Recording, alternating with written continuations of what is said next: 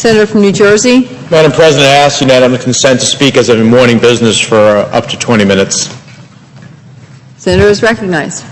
Madam President, I spoke yesterday about our energy crisis and how we in fact can achieve success in reducing gas prices and changing our dependency on foreign oil, and I certainly appreciate my colleagues, particularly on this side of the aisle, who pursued that today. But I also think we have another deep obligation that I want to speak about. Our deepest obligation as United States senators and representatives of the American people is to make sure that our nation's founding promises are being kept.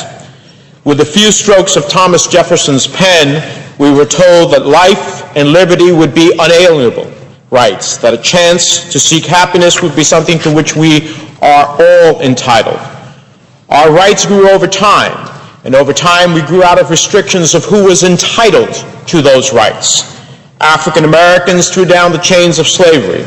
Women marched to the polls. People came from all over the world to become full members of our society because of the promise that our country held and the guarantees that our government made. But when agents from Immigration and Customs Enforcement, also known as ICE, conducted raids in Texas not long ago, one 19-year-old United States citizen who was dragged from her home while she was still in her pajamas wasn't thinking about that history. An 18-year-old United States citizen who was shackled at his ankles, handcuffed at his wrists, and tied at his waist wasn't thinking about that history.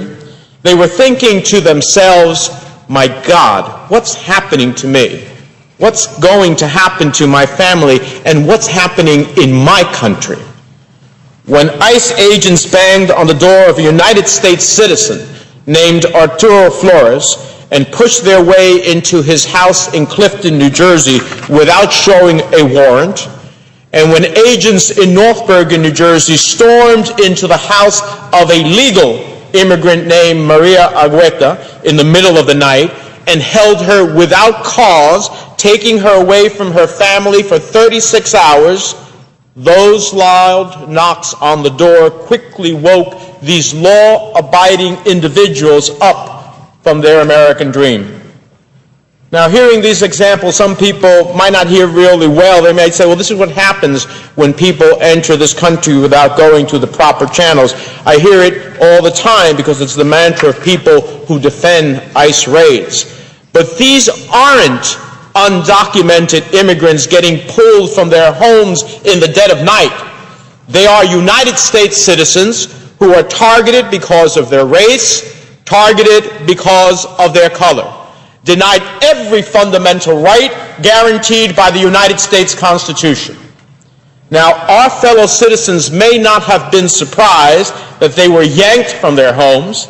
They might have even known that their immigration status wasn't even necessarily relevant. They might have heard stories about friends who were U.S. citizens or legal permanent residents, but who were seized in immigration raids, detained, and in some cases even deported. And I'm talking about United States citizens and legal permanent residents. They may have known that their accent, their name, the color of their skin, the place where they lived would have put them at risk. They may have known that regardless of what our politicians and historians say, fundamental constitutional rights still might not apply to them in today's America.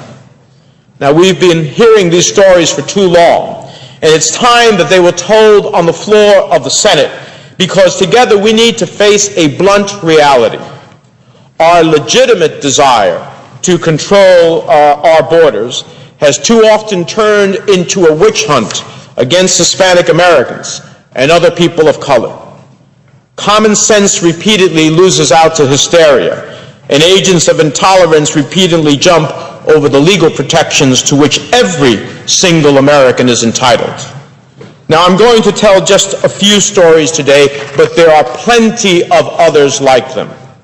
Last year, a 30-year-old mentally impaired man named Pedro Guzman, who was born and raised in Southern California, was detained on misdemeanor charges and scheduled to be released.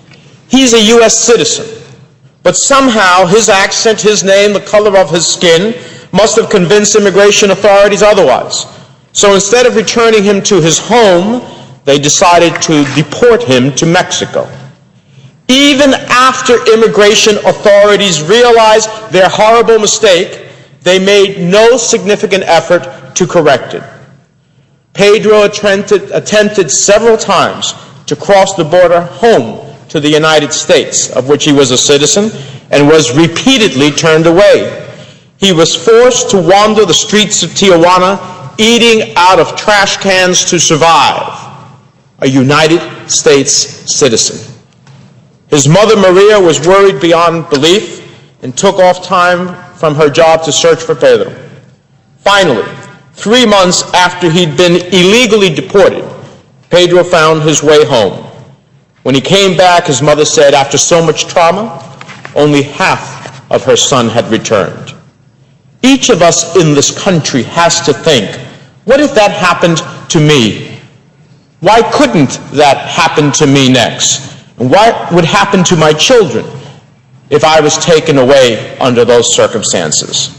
Authorities harass U.S. citizens of Hispanic descent in other ways.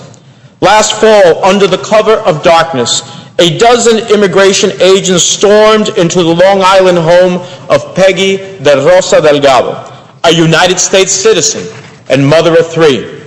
They pushed through her 17-year-old son, herded her children into the living room, and one of them drew a gun on a family friend staying in the house. This was the second time that they had done this, supposedly looking for someone named Miguel, who had never lived there. Another United States citizen named Gladys was at her home one day when 18 vehicles drove into her front yard and 20 agents jumped out. Agents banged on the door and threatened to throw gas inside of the house if they didn't let them in. While the children in the house ran and hid in the bedroom, the agents broke down the door. One of the agents grabbed Gladys and attempted to handcuff her. She said she could prove her citizenship and gave them her Social Security card. After interrogating Gladys and her family for 20 more minutes, the agents left just as fast as they came. They had no warrant, no probable cause, no reason for their actions besides suspicion about someone's name, their accent, and the color of their skin. And there's one more detail I should mention. Gladys was 6 months pregnant at the time. Each of us in this country has to think, what if that happened to me? Why couldn't that happen to me? And what would happen to my children under those circumstances?